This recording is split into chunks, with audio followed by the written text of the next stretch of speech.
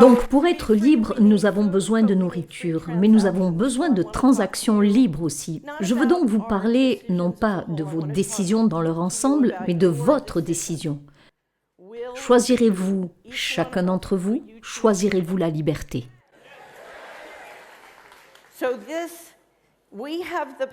Nous avons donc individuellement le pouvoir de changer l'état des choses.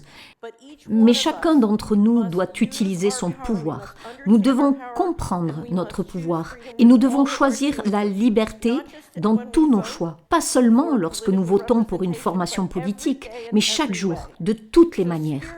Ainsi, spirituellement, nos pouvoirs dans nos intentions ont une grande puissance. Les scientifiques ont prouvé que notre intention peut influencer la réalité matérielle, y compris à de grandes distances. La culture, notre attention, nos habitudes, nos associations, pour l'amour du ciel. Après avoir entendu ce que nous avons entendu aujourd'hui, que nous fassions l'école à la maison ou que nous créions de nouvelles écoles comme l'Institut Renaissance essaie de le faire.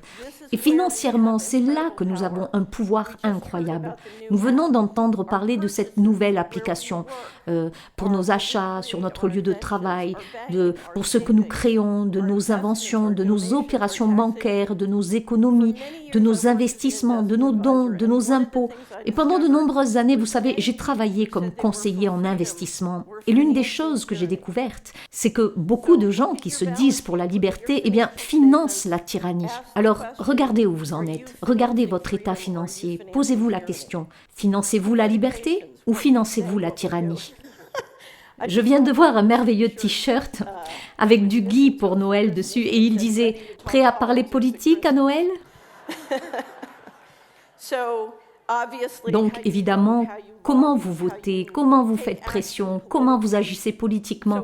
Ce que je veux dire, c'est que ce soit sur le plan spirituel, sur le plan culturel, sur le plan politique, sur le plan financier, chaque façon d'agir est un vote.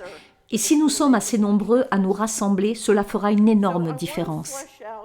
Je veux donc préciser les deux choix qui s'offrent à nous, car nous pouvons agir pour la liberté maintenant ou nous pouvons rester dans le confort et la commodité. Et je veux vous montrer à quoi ressemblent ces deux options.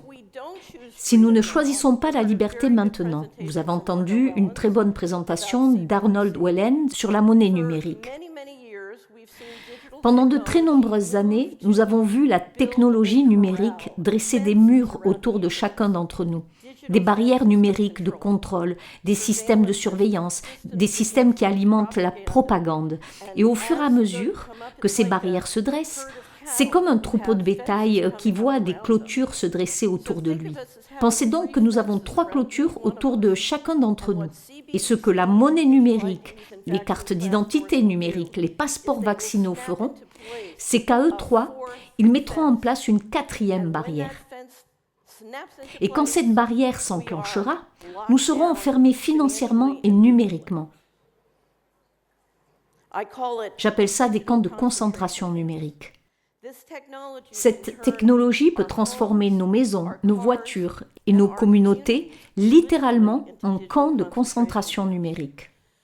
Quand je dis cela, les gens ne croient pas que l'avenir soit aussi sombre, mais je veux vous montrer des vidéos pour vous donner une idée de ce que cela représente. La première vidéo est celle d'Augustin Carlson, qui est le directeur général de la Banque des règlements internationaux à Bâle, en Suisse. Qui ici sait ce qu'est la BRI? C'est donc la banque centrale des banques centrales. 63 banques centrales sont membres de la BRI de Bâle en Suisse. La chose la plus rare au monde est de voir le banquier d'une banque centrale vous dire la vérité. Maintenant, vous allez pouvoir voir un banquier central vous dire la vérité. Un moment très rare. Notre analyse sur la monnaie numérique, en particulier pour l'utilisation et son usage général, nous avons tendance à établir les équivalents avec le cash. Et là, il y a une énorme différence. Par exemple, en ce qui concerne l'argent liquide, nous ne savons pas qui utilise un billet de 100 $ aujourd'hui. Nous ne savons pas qui utilise un billet de 1000 pesos aujourd'hui. Une différence essentielle avec la monnaie numérique est que la Banque centrale aura un contrôle absolu sur les règles et réglementations qui détermineront comment les banques centrales seront responsables de son utilisation et nous disposerons également de la technologie pour la faire respecter. Ces deux questions sont extrêmement importantes et cela fait une énorme différence par rapport à ce qu'est l'argent liquide. Vous m'entendez ? Ce qu'il vient de vous dire, c'est que si vous n'avez pas le droit d'acheter du chocolat, votre argent ne vous permettra pas d'acheter ce chocolat. Si vous n'avez pas le droit de vous éloigner de plus de 5 km de votre domicile, votre voiture et donc votre argent ne vous permettront pas d'aller à plus de 5 km de votre domicile. Et que ces règles peuvent être dictées et contrôlées à un niveau central mais phénoménal. Nous parlons de la fin de la souveraineté. C'est donc la taxation sans représentation.